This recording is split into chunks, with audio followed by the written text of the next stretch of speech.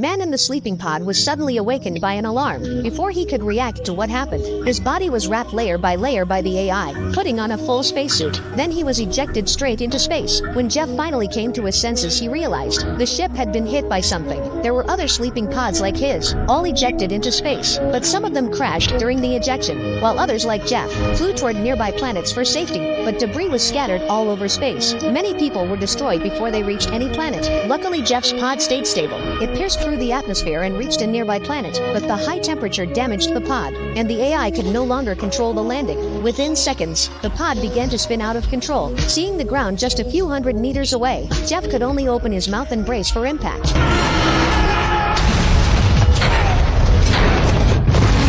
Fortunately, the ground was covered with sand. Jeff survived the crash with no major injuries, but the environment of this planet was extremely harsh. Through the pod's glass window, he saw storms whipping up sand and rocks everywhere. Jeff knew he was in for a tough time here, so he quickly sent out a distress signal through the communicator. But after waiting for a long time, there was no response. Just then, the pod suddenly shook, and the system sounded an alarm. The hard landing had damaged the pod's structure. It could explode at any moment. Helplessly, he grabbed the window breaker and opened the pod's glass door. But just as Jeff was about to step out, another accident happened. The pod shook again, and his spacesuit got scratched on the way out. Now the oxygen was leaking from his abdomen. Soon the oxygen level dropped to 42%. Jeff quickly found the repair spray and used it to seal the damage. But even though it was fixed, half of his oxygen was already gone. Before he could catch his breath, the pod's engine started smoking. Jeff hurriedly crawled out of the pod, but now where should he go? Before he could figure it out, he saw the spaceship he was on had also landed on this planet. Jeff couldn't believe what he saw as the ship crashed onto the surface. A massive shockwave swept across.